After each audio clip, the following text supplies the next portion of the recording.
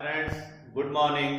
मैं Chandan Kumar prequel classes के online session में आप समस्त छात्र छात्राओं का फिर से एक बार स्वागत करता हूं।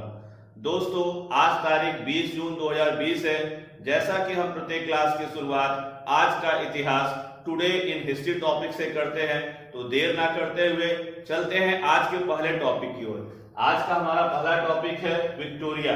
ध्यान है साथियों, आज ही की तारीख 20 जून 1837 ईस्वी को 1837 ईस्वी को विक्टोरिया ब्रिटेन की महारानी बनी। किसकी महारानी बनी? ब्रिटेन की महारानी बनी। खास बात यह है कि जिस समय विक्टोरिया ब्रिटेन की महारानी बनी उस समय उनकी आयु मात्र 18 वर्ष थी। मात्र 18 वर्ष की अल्प आयु में ये ब्रिटेन जैसे देश की महारानी बनी। परंतु सबसे खास बात यह है कि विक्टोरिया के शासनकाल में ब्रिटेन बहुत ज्यादा आगे बढ़ा। उसकी आर्थिक स्थिति में काफी सुधार हुआ, उसकी राजनीतिक स्थिति भी बहुत सुदृढ़ हुई। लगभग दुनिया के ज्यादा से ज्यादा देशों पर ब्रिटेन का प्रभुत्व स्थापित हुआ।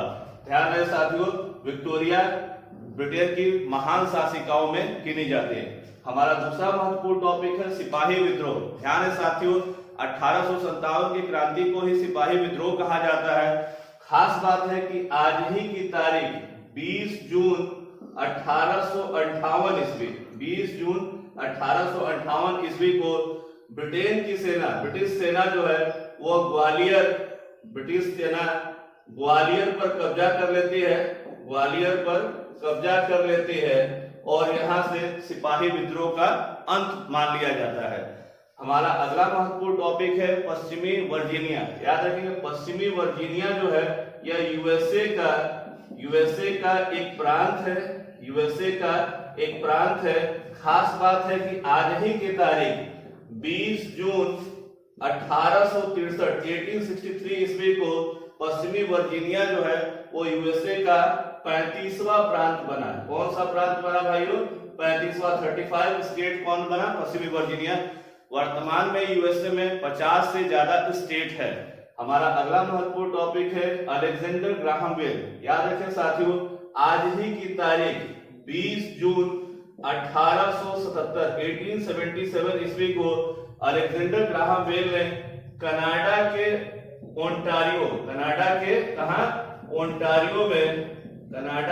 ओंटारियो में पहली वाणिज्यिक टेलीफोन सेवा की शुरुआत की। हमारा अगला महत्वपूर्ण टॉपिक है विक्टोरिया टर्मिनल। याद रखेंगे साथियों, विक्टोरिया टर्मिनल का ही नाम छत्रपति शिवाजी टर्मिनल है जो मुंबई में स्थित है। खास बात है कि आज ही की तारीख 20 जून 1887 ईस्वी को विक्टोरिया टर्मिनल आम लोगों के लिए खोला गया। विक्टोरिया टर्मिनल आम लोगों के लिए खोला गया। खास बात यह है साथियों कि विक्टोरिया टर्मिनल या छत्रपति शिवाजी टर्मिनल आज विश्व के वर्ल्ड हेरिटेज साइट में भी दर्ज है और वर्तमान में यह भारत के सबसे व्यस्ततम रेलवे स्टेशनों में एक गिना जाता है। तो आज ही की तारीख इसलिए आम लोगों के लिए खोला गया। हमारा अगला महत्वपूर्ण टॉपिक है माली फेडरेशन। याद रखेंगे साथियों, आज ही की तारीख 20 जून 1960 को माली जो है वो फ्रांस से क्या होता है? स्वतंत्र होता है। फ्रांस से उसे स्वतंत्रता मिलती है। माली एक अफ्रीकी राष्ट्र है। वर्तमान में दुनिया के सबसे गरीब देशों में माली की गिनती की जाती है। हमारा अगला महत्वपूर्ण टॉपिक है सलीम अली। याद रखें साथियों, सलीम अली को भारत का बर्डमैन ऑफ इंडिया कहा जाता है। बर्डमैन ऑफ इंडिया कहा जाता है। ये भारत के सबसे प्रसिद्ध पक्षी वैज्ञानिक थे। आज ही की तारीख, याद रखेंगे साथियों, आज ही की तारीख 20 जून 1987 को इनका निधन हुआ था। तो सलीम अली कौन थे? भारत के बर्डमैन ऑफ इंडिया कहे जाते हैं। हमारा अगला जो महत्वपूर्ण टॉपिक है बर्लिन। याद रखेंगे, दुनिया का, यूरोप का एक महत्वपूर्ण देश है जर्मनी की राजधानी बर्लिन। खास बात है कि एकीकृत जर्मनी की संसद के द्वारा बर्लिन को जो है राजधानी के रूप में आज ही की तारीख 20 जून 1991 20 जून 1991 को एकीकृत जर्मनी के द्वारा बर्लिन को राजधानी के रूप में स्वीकृति मिली। वर्तमान में जो जर्मनी है वो दुनिया का एक विकसित राष्ट्र है और वर्तमान में जो जर्मनी की चांसलर है उनका नाम जो है एंजेला मार्केल है। चलते हैं आज के पहले करंट अफेयर्स की ओर। आज का हमारा पहला करंट अफेयर्स है UNSC, United nation security council, जिसे हम लोग शुद्ध हिंदी में संयुक्त राष्ट्र सुरक्षा परिषद कहते हैं। खास बात है साथियों कि अभी हाल ही में हमने पिछली कक्षा में बताया था कि संयुक्त राष्ट्र सुरक्षा परिषद का अस्थायी देशों में भारत शामिल हुआ है। याद रखिएगा, भारत शामिल हुआ है। और भारत कौन सी बार शामिल हुआ है? तो 8वीं बार शामिल हुआ है। पर तो भारत के अलावा 4 और देश भी संयुक्त राष्ट्र संघ के सुरक्षा परिषद में क्या है, अस्थायी रूप से शामिल हुए हैं। ये देश निम्न है: भारत, आयरलैंड, नॉर्वे, मैक्सिको तथा कीनिया। याद रखेंगे साथियों, इसे आपको जरूर नोट करेंगे, एग्जाम के पॉइंट ऑफ व्यू से बहुत इंपॉर्टेंट होगा कि संयुक्त राष्ट्र संघ के सुरक्षा परिषद में कौन से 5 देश अस्थायी रूप से शामिल हुए हैं। तो भारत है, आयरलैंड है, नॉर्वे है, मैक्सिको है और कीनिया है। और भारत 8वीं बार शामिल हुआ है। दूसरी खास बात यह भी है साथियों कि संयुक्त राष्ट्र सुरक्षा परिषद की स्थापना 1945 में ही हुआ और इसका जो मुख्यालय है, इसका हेडक्वार्टर न्यूयॉर्क यूएसए में है। और आपको पता होगा कि जो यूएनएससी है, यूएनएससी में 5 स्थायी तथा 10 अस्थायी सदस्य देश होते हैं। और ये जो 10 अस्थायी सदस्य देश होते हैं, इनका जो कार्यकाल होता है 2 वर्ष का कार्यकाल होता है। 2 वर्ष का कार्यकाल होता है। याद रखेंगे, संयुक्त राष्ट्र संघ के 6 प्रमुख अंग है और उन 6 प्रमुख अंगों में संयुक्त राष्ट्र सुरक्षा परिषद सबसे महत्वपूर्ण अंग है। वर्तमान में यूएन के महासचिव एंटोनियो गुटेरेस है और यूएनओ की स्थापना 24 अक्टूबर 1945 को हुई। यूनाइटेड नेशन की स्थापना के पीछे मुख्य उद्देश्य विश्व शांति है। हमारा अगला महत्वपूर्ण टॉपिक है MiG-29 और सुखोई 30 MKI। ध्यान दें साथियों, ये दोनों के दोनों क्या है, एक फाइटर प्लेन है। क्या है? फाइटर प्लेन है। और ये इनका संबंध किस देश से है? रूस से। याद रखिएगा, रूस इसका निर्माता देश है। आज हम इसमें चर्चा इसलिए कर रहे हैं कि भारत के रक्षा विभाग, खास करके वायुसेना विभाग के द्वारा यह भारत सरकार से प्रस्ताव दिया गया है कि 33 फाइटर प्लेन की हमें सख्त आवश्यकता है। 33 फाइटर प्लेन की सख्त आवश्यकता है। और ये हम 33 जो फाइटर प्लेन है वो कहां से, किस देश से खरीदेंगे? रूस देश से खरीदेंगे, क्योंकि रूस ही MiG-29 और सुखोई 30 MKI का निर्माता है। आपको यह भी हम बताना चाहेंगे, क्योंकि भारतीय वायुसेना ने इसकी डिमांड इसलिए की है क्योंकि MiG-29 और सुखोई 30 MKI भारत के जहाजी बेड़े में ऑलरेडी पहले से उपलब्ध है। इसलिए जो हमारे एयरफोर्स के जो चालक है फाइटर प्लेन, इनको अच्छे ढंग से चला सकते हैं। इसीलिए इन दोनों फाइटर प्लेन की डिमांड की गई। साथियों, आपको बता दें कि रूस भारत का खास सहयोगी राष्ट्र रहा है शुरू से ही। रूस की राजधानी मॉस्को है और रूस के वर्तमान में जो राष्ट्रपति है उनका नाम है व्लादिमीर पुतिन। कौन है भाई रूस के राष्ट्रपति? Vladimir Putin. और आपको हमने पिछली कक्षा बताया था कि रूस में जो विजय दिवस होने वाला है 24 जून को, उसके भव्य परेड में भारत की तीनों सेनाओं की एक टुकड़ी जाएगी। 75 जो सैनिक है वहां विजय दिवस परेड में शामिल होंगे और तीनों सेनाओं के। हमारा अगला महत्वपूर्ण टॉपिक है विद्या देवी भंडारी। याद रखेंगे, विद्या देवी भंडारी नेपाल की राष्ट्रपति है। नेपाल की क्या है भाई? राष्ट्रपति है। और नेपाल की यह पहली महिला राष्ट्रपति है। आज इन पर चर्चा हम इसलिए कर रहे हैं क्योंकि अभी हाल ही में नेपाल की संसद में भारत के जो 3 स्थान हैं, याद रखेंगे भारत के 3 स्थान कौन है? काला पानी, लिम्पियाधुरा तथा, याद रखेंगे भारत का काला पानी, लिम्पियाधुरा और लिपुलेख, याद रखेंगे कौन? लिपुलेख। ये तीनों जो स्थान है, तीनों स्थानों को लेकर के एक नया नक्शा नेपाल सरकार ने जारी किया। नेपाल सरकार ने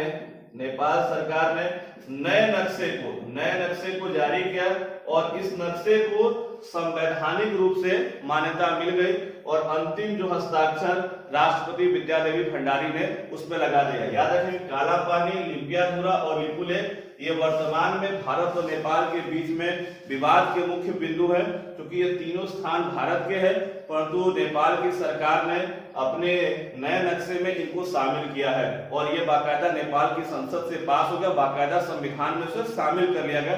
भारत ने इसको लेकर के कड़ा ऐतराज जताया है। हमारा अगला महत्वपूर्ण टॉपिक है राधा स्वामी आध्यात्मिक केंद्र। याद रखिएगा साथियों कि जो राधा स्वामी आध्यात्मिक केंद्र है यह दिल्ली में स्थित है, दिल्ली के दक्षिणी हिस्से में स्थित है, दक्षिणी दिल्ली में स्थित है।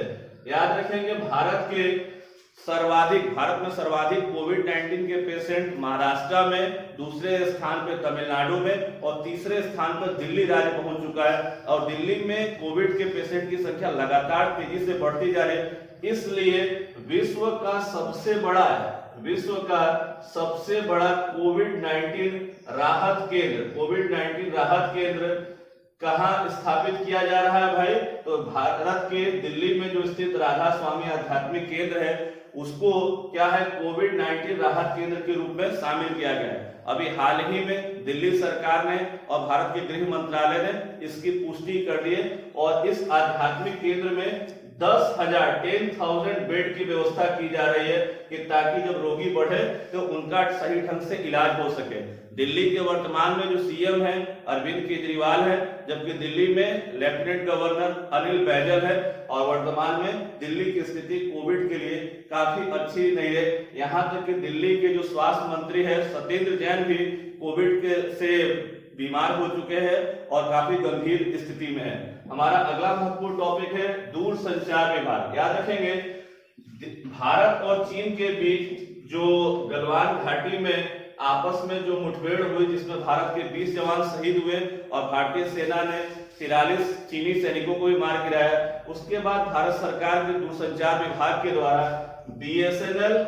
बीएसएनएल तथा एमटीएनएल के को 4G सुविधा जो चीन से संबंधित थी उस पर रोक लगाने की घोषणा की गई। याद रखेंगे दूरसंचार विभाग ने भारत के बीएसएनएल तथा एमटीएनएल जो डिपार्टमेंट है वो जो चीन के 4G के इस्तेमाल कर रहा था उसको पूर्ण रूप से रोक लगा दी है।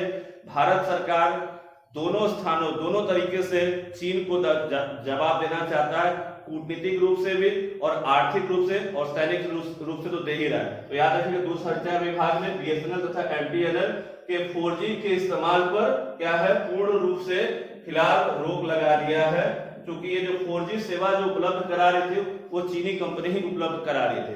हमारा अगला महत्वपूर्ण है मास्क दिवस। याद रखेंगे 18 जून को कर्नाटक राज्य में, किस राज्य में? कर्नाटक राज्य में मास्क दिवस के रूप में मनाया गया, जिसका मूल उद्देश्य जो था वो क्या है, लोगों में जन जागरूकता लाना था। कर्नाटक के सीएम सिद्धारमैया ने यह घोषणा किया कि पूरे राज्य में 18 जून को मास्क दिवस के रूप में मनाया जाएगा और जगह जगह जन जागरूकता रैली छोटी मोटी निकाली जाएगी और लोगों को प्रेरित किया जाएगा कि वो जब भी निकले मास्क लगाए, 2 गज की दूरी का ज्यादा से ज्यादा पालन करें, घर में जाए तो साबुन से हाथ धोए और सैनिटाइजर का इस्तेमाल करें और खास करके जो बीमार स्थिति में सर्दी खांसी बुखार अगर हो तो वो जो है पब्लिक प्लेस पे न निकले। हमारा अगला महत्वपूर्ण है एशियन डेवलपमेंट आउटलुक। ध्यान रखिएगा एशियन डेवलपमेंट आउटलुक जो रिपोर्ट है उसे एडीबी बैंक के द्वारा जारी किया गया है। ADB bank Asian development bank, जिसका मुख्यालय फिलीपींस की राजधानी मनीला में है।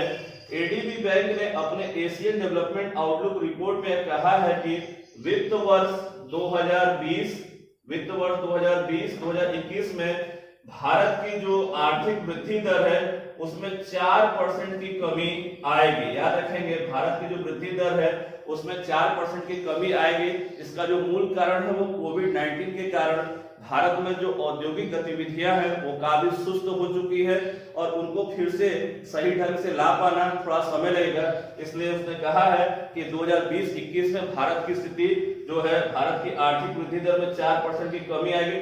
परंतु इस रिपोर्ट में चीन के संदर्भ में वो कहा गया है कि चीन में जो है जो आर्थिक वृद्धि दर 1.8% बेहतर होगी। याद रखेंगे, 1.8% बेहतर होगी। किसकी?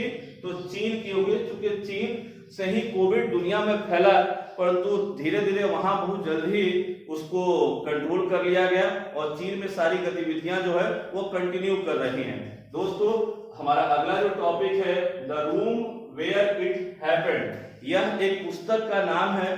ध्यान है साथियों, इस पुस्तक को जॉन बोल्टन ने लिखा है। किसने लिखा है साथियों? तो जॉन बोल्टन ने इस पुस्तक को लिखा है। यह क्या है? एक बुक है जिसे किसने लिखा है? जॉन बोल्टन ने लिखा है। और ये अमेरिका के नेशनल सिक्योरिटी एडवाइजर, राष्ट्रीय सुरक्षा सलाहकार रह चुके हैं। जॉन बोल्टन का कौन क्या रह चुके हैं? पूर्व में यूएसए के राष्ट्रीय सुरक्षा सलाहकार रह चुके हैं, परंतु खास बात है कि इस पुस्तक के जारी करने पर अमेरिकी राष्ट्रपति डोनाल्ड ट्रंप ने इन पर क्या है? मुकदमा दर्ज करा दिया है। और चूंकि इसमें व्हाइट हाउस की कुछ गतिविधियों के बारे में भी लिखा गया है, जिस पर राष्ट्रपति डोनाल्ड ट्रंप ने कड़ा ऐतराज जताया है। अगला पॉइंट है जस्टिस डीके जैन। ध्यान है साथियों, जस्टिस डीके जैन बीसीसीआई के लोकपाल है। बीसीसीआई के क्या है भाइयों? लोकपाल है। खास बात है कि इनका जो कार्यकाल समाप्त हो रहा था, परंतु इनके कार्यकाल को 1 वर्ष के लिए क्या कर दिया गया है? बढ़ा दिया गया है। 1 वर्ष के लिए बढ़ा दिया गया है। याद रखेंगे, बढ़ा दिया गया है। तो जस्टिस डीके जैन पूर्व में सुप्रीम कोर्ट के न्यायाधीश रहे हैं, परंतु वर्तमान में ये बीसीसीआई के लोकपाल है। इनका कार्यकाल जून 2020 में समाप्त हो रहा था। इनके कार्यकाल को 1 वर्ष के लिए और बढ़ा दिया गया। बीसीसीआई भारतीय क्रिकेट की सर्वोच्च संस्था है। वर्तमान में बीसीसीआई के अध्यक्ष सौरभ गांगुली है।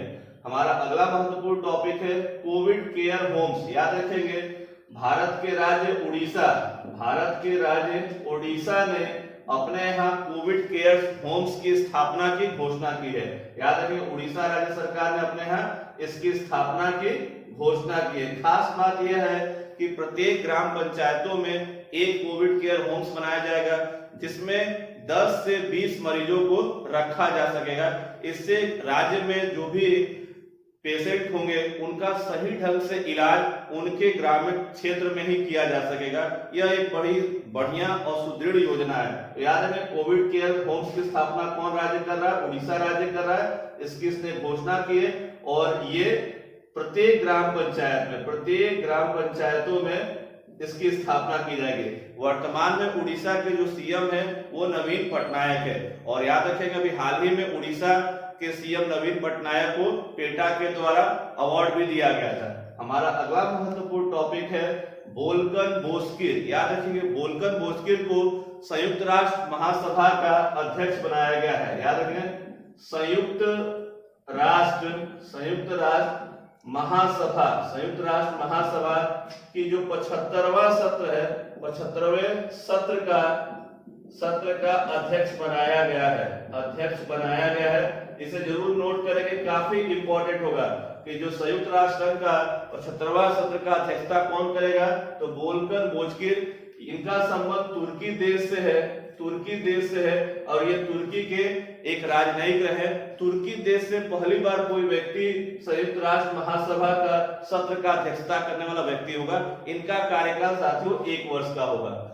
हमारा अगला महत्वपूर्ण टॉपिक है के आर सच्चिदानंद। के आर सच्चिदानंद का हाल ही में निधन हो गया। हाल ही में क्या हो गया है? निधन हो गया है। और खास बात है कि इनका संबंध बॉलीवुड से है, इनका संबंध बॉलीवुड से है, और ये एक फिल्म निर्देशक रहे हैं, फिल्म निर्देशक रहे हैं।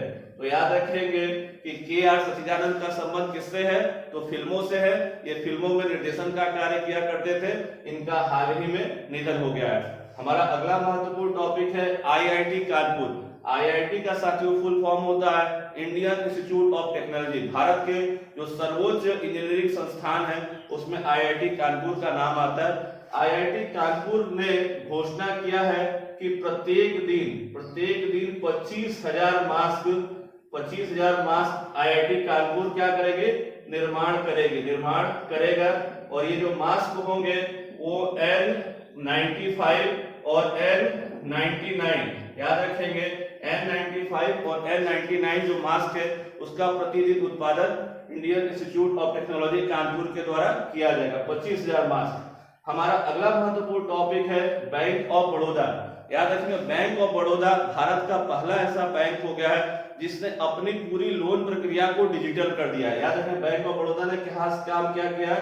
अपनी पूरी लोन प्रक्रिया को डिजिटल कर दिया है। याद रखेंगे ऐसा करने वाला भारत का पहला बैंक बना है। इसने पूरी लोन प्रक्रिया, चाहे वो ऑटो लोन हो, चाहे होम लोन हो, चाहे एजुकेशन लोन हो, किसी भी प्रकार के लोन के लिए डिजिटल प्रक्रिया का व्यवस्था किया गया है। याद रखेंगे बैंक ऑफ बड़ौदा भारत का एक प्रतिष्ठित सार्वजनिक क्षेत्र का बैंक है। बैंक ऑफ बड़ौदा की स्थापना, याद रखेंगे इसकी स्थापना जो है 1908 में हुई।